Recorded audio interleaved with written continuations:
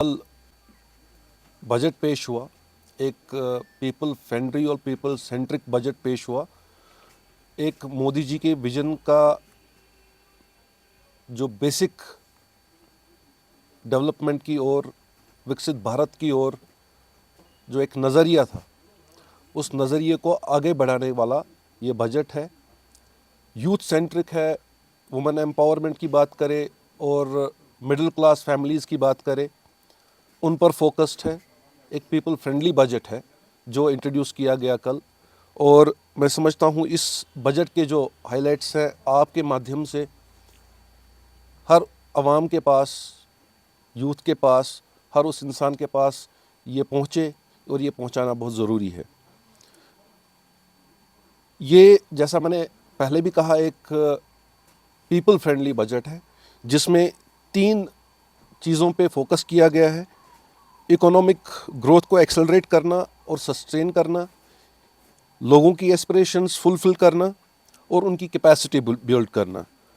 और सबसे इम्पॉर्टेंट जो इसमें इंट्रोड्यूस किया गया है वो है जो आजकल की टेक्नोलॉजी है, आर्टिफिशियल इंटेलिजेंस जैसी कटिंग एज टेक्नोलॉजीज़ को गवर्नेंस के लिए यूज़ करना। ये इसमें जो है फोकस्ड है।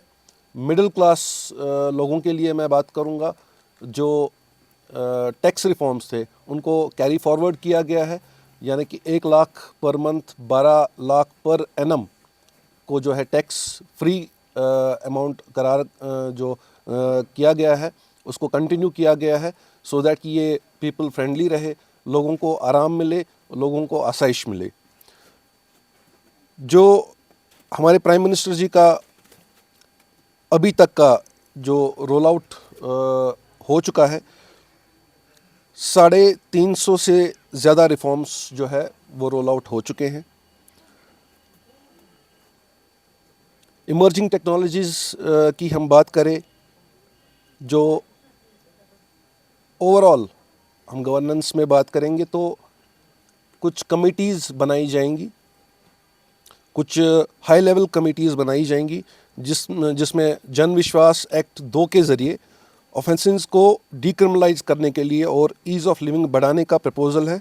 बैंकिंग सेक्टर को नेक्स्ट ग्रोथ फेज़ के लिए अलाइन करने की भी कमेटी बनाई जाएगी। जो इकोनॉमिक ग्रोथ के हवाले से हम बात करें, पिछले 12 सालों में जो गवर्नमेंट ने इकोनॉमिक स्टेबिलिटी, डिसिप्लिन और सस्टेनिंग ग्रोथ अचीव की है, और जीडीपी के हवाले से भी बात करेंगे, उसमें 4.3% रखा गया है। मार्केट बोरोइंग्स जो 17.2 लाख थी और 11.7 लाख करोड़ नेट एस्टिमेट किया गया है। जैसा पहले भी मैंने कहा कि जो मिडिल क्लास को एम्पावर करने के लिए 12 लाख तक जो है ज़ीरो टैक्स पॉलिसी को कंटिन्यू किया गया है, और जो न्यू टैक्स रिजीम और रीडिज़ाइंड आईटीआर रिफॉर्म्स को ईज़ करने के लिए कंप्लाइंसेस बनाए गए हैं। स्किल्ड मैन पावर और एम्प्लॉयमेंट फोकस किया गया है, जिस पर स्किल डेवलपमेंट के हवाले से और यहाँ के जो हमारे स्टूडेंट्स हैं उनके हवाले से बात करेंगे। यूनिवर्सिटीज़ का, कैंपसेस का जो है उनके लिए इसमें बढ़ोतरी की जाएगी, उसके हवाले से उनका इंफ्रास्ट्रक्चर बढ़ाया जाएगा। युवाओं के लिए quality education, national institute of hospital बनाया जाएगा। ये कल आप लोगों ने भी सुना होगा कि हर लेवल पे, हर जगह पे ये इंस्टीट्यूट्स जो है ये बनाए जाएंगे, और इनका जो डिज़ाइन होगा वो सिर्फ इस लिए होगा कि जो प्रेजेंट डिस्पेंसेशन है उनको बूस्ट करने के लिए ये करेंगे।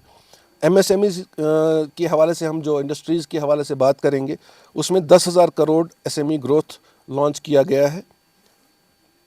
मैन्युफैक्चरिंग एक्सपेंशन का है, biopharma Shakti programme, textile mega parks, container manufacturing scheme और इंडस्ट्रियल क्लस्टर्स रिवाइव करने जैसे प्रपोजल्स भी इस बजट में जो है पेश किए गए हैं।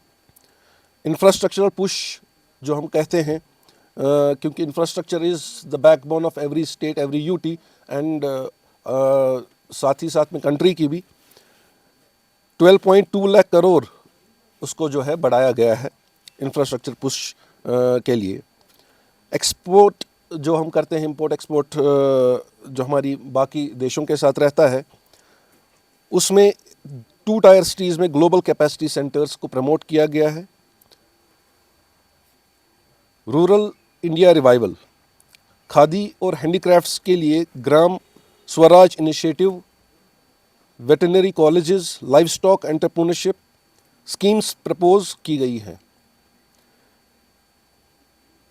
सेमीकंडक्टर मिशन ISM-2 लॉन्च होगा। इसमें इलेक्ट्रॉनिक्स मैन्युफैक्चरिंग के लिए 40,000 करोड़ का जो है आउटले दिया गया है। किसानों के हवाले से भी farmers welfare, high value crops, oil seed clusters, Bharat विस्तार, जिसमें जैसा मैंने पहले भी कहा है आर्टिफिशियल इंटेलिजेंस जैसी टेक्नोलॉजीज यूज़ की जाएंगी, और फिशरीज डेवलपमेंट प्रोग्राम्स प्रपोज उसमें किए गए हैं। एक SHE मार्ट्स जो वुमेन लेड डेवलपमेंट प्रोग्राम है, उसके तहत SHE मार्ट्स गर्ल्स हॉस्टल्स और लखपति डिग्री प्रोग्राम को जो है उसको आगे भी एक्सपैंड किया गया है। Social justice and welfare,